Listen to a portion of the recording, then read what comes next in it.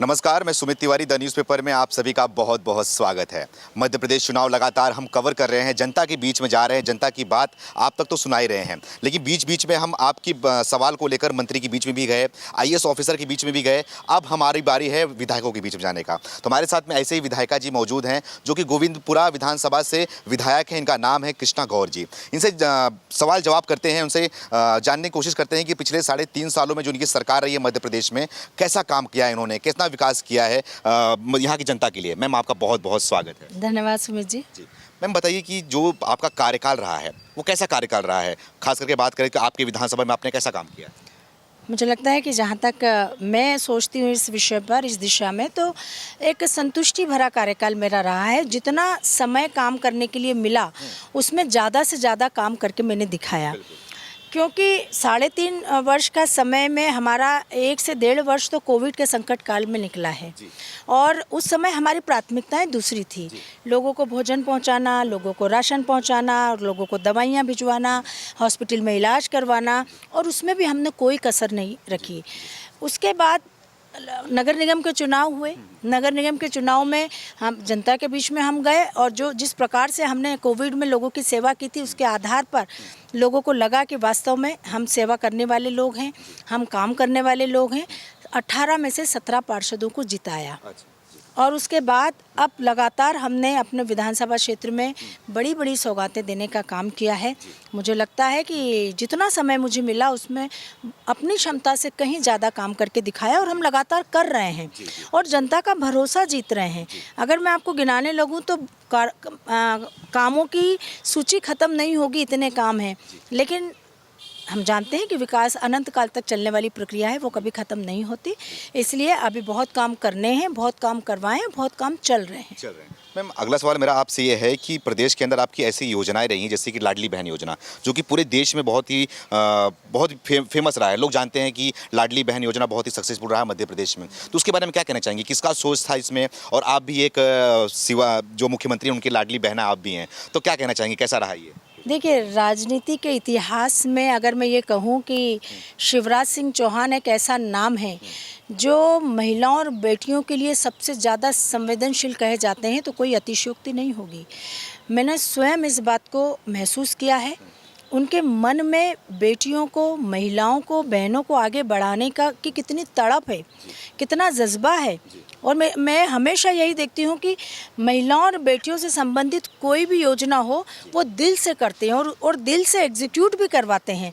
लाडली बहना योजना भी उनके दिल से निकली हुई योजना है, उनकी संवेदनशीलता का परिचायक है। कई बार वो कहते हैं कि मुझे रात में विचार आया, लेटे लेटे विचार आया, और सुबह यह विचार मैंने अपनी पत्नी को सुनाया कि मेरे मन में यह है कि मैं अपनी बहनों को हर महीने कुछ तोहफा, कुछ उपहार दूं, और वो कर दिखाया। और आज आप देखिए, मध्य प्रदेश की 1,31,00,000 बहनें लाडली बहनें बनी हैं।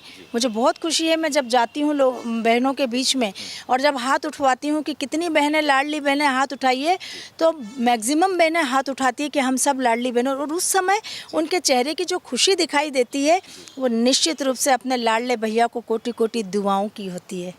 मैम, अगला सवाल आपसे ये है कि पूर्व मुख्यमंत्री रहे हैं बाबूलाल गौर जी, आप उनकी बहू हैं, तो क्या लग रहा है कितनी जिम्मेदारी होती है आपको कि मेरे ससुर जी मुख्यमंत्री रह चुके हैं प्रदेश के अंदर, तो मुझे कैसा काम करना चाहिए कि कहीं ना कहीं छवि को लेकर कि कुछ गलत ना जाए? देखिए, चुनौती तो बहुत बड़ी होती है, क्योंकि आप एक इतने बड़े आभा मंडल के बाद अपना काम प्रारंभ कर रहे होते हैं, और जो परसेप्शन उनका लोगों के मन में और मस्तिष्क में है, उस परसेप्शन के अनुसार ही मुझे काम करना है। ज़रा सा भी मैं इधर या इधर नहीं हो सकती, और इसलिए मेरी कोशिश फूंक फूंक कर कदम रखने की होती है।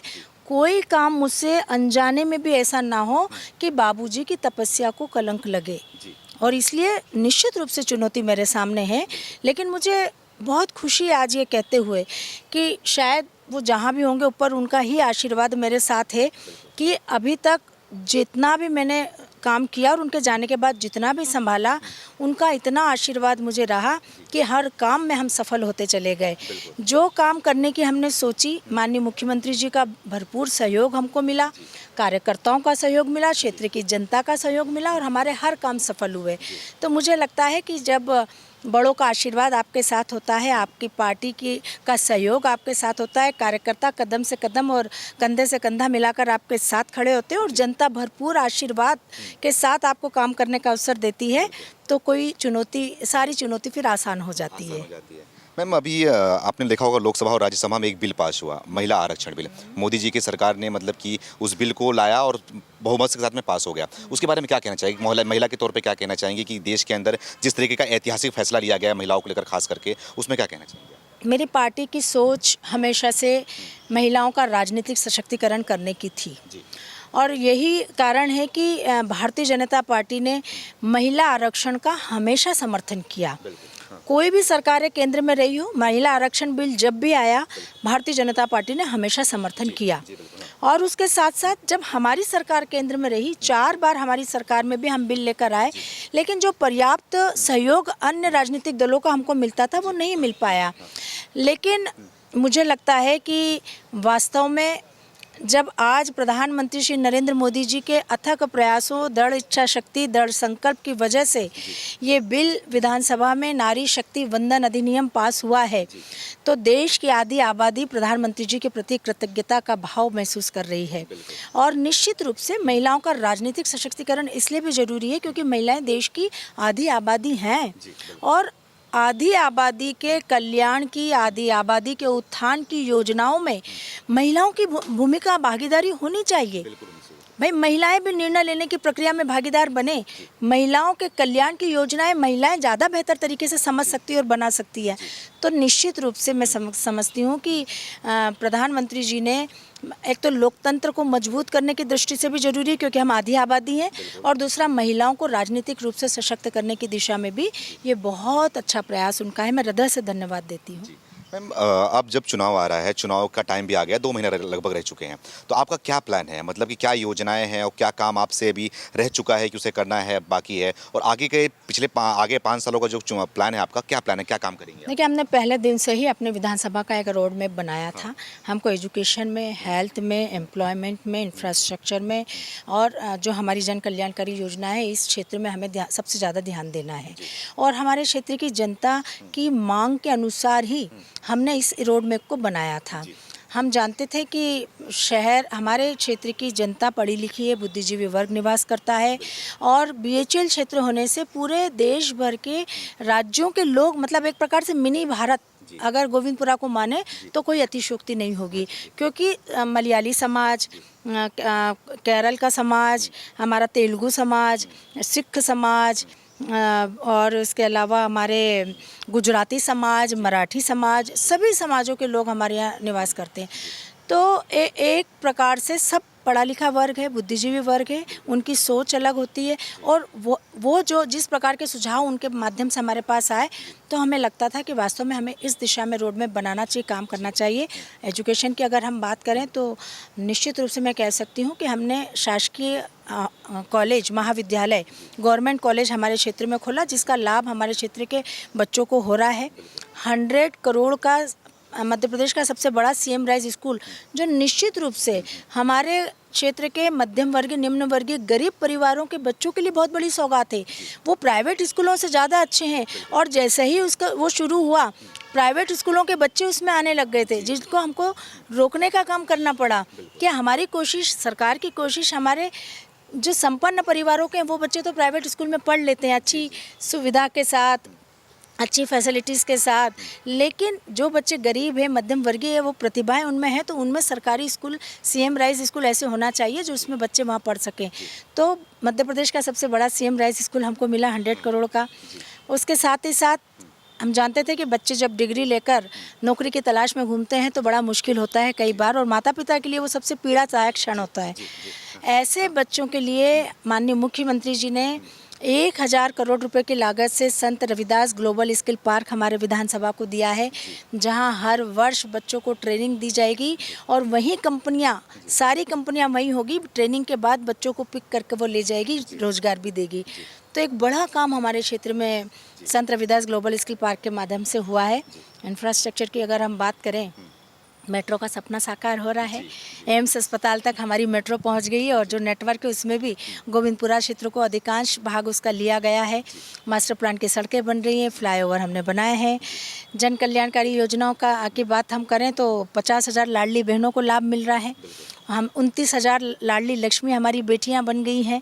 आज हॉस्पिटल हेल्थ के क्षेत्र की अगर हम बात करें तो मेरे ही विधानसभा में एम्स है, एम्स का अस्पताल है, लेकिन एक और अस्पताल की दरकार हमको थी। 100 बेड का नया हॉस्पिटल हमने अपने क्षेत्र में खोला है। मुझे लगता है कि निश्चित रूप से जो रोड मैप हमने बनाया था उसके आधार पर हम 95% तक उस काम को करने में सफल हुए हैं। लेकिन अभी भी मेरे मन में एक बड़ा काम मेरे क्षेत्र के लिए है जो हम आने वाले समय में करेंगे कि गोविंदपुरा विधानसभा क्षेत्र विस्तारित होता क्षेत्र है।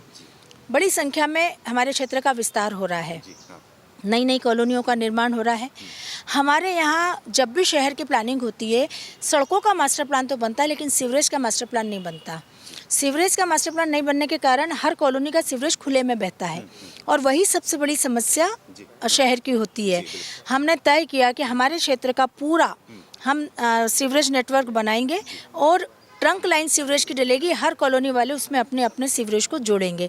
ये डीपीआर बन गई है, पैसा केंद्र सरकार से हमको मिल गया है और टेंडर होने वाला है। बहुत जल्द चुनाव के बाद ये काम शुरू हो जाएगा। खास करके बात करें कि महिला विधायक या महिला जो मंत्री होती है उनके लिए दो चुनौती होती है, एक घर को संभालना, एक अपने जो कार्यक्षेत्र को संभालना। तो आपके लिए कितनी चुनौती भरी ये चीज़ होता है, क्या दिनचर्या होता है आपका? एक घर को भी संभालना, उसके बाद एक अपने क्षेत्र को भी संभालना, लोगों को संभालना। उसके लिए मैं इतना ही कहूँगी कि कभी लगा नहीं मुझे ऐसा कि डबल चुनौती मेरे सामने है, क्योंकि ईश्वर ने जो रचना महिला की, नारी की है। मैं हमेशा कहती हूँ कि महिलाओं को ममता का स्वरूप कहा जाता है तो महिलाओं को शक्ति का अवतार भी कहा जाता है।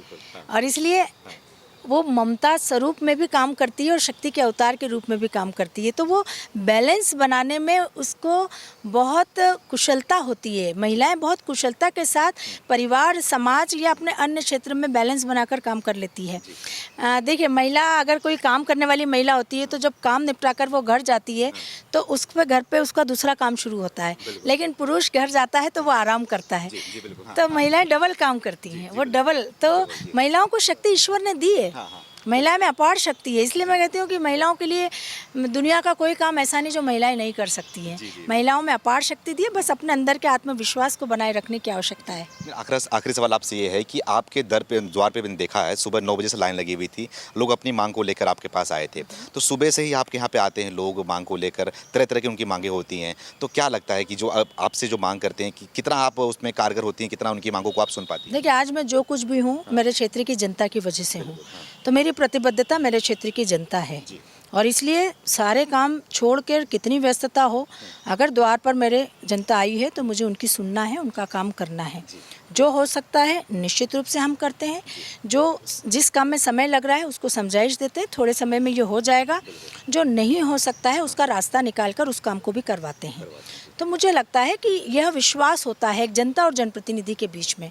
यही जीतने के लिए हम कोशिश करते हैं, लगातार प्रयास करते हैं और ये विश्वास जब हम जीतते हैं, मजबूत होता है, तो वो विजय के रूप में दिखाई देता है। बहुत बहुत धन्यवाद। हमारे साथ में कृष्णा गौर जी मौजूद थी। हमारे सारे सवालों का जवाब उन्होंने बड़े ही बेबाकी से दिया। कैमरा पर्सन जीतू के साथ सुमित तिवारी, भोपाल।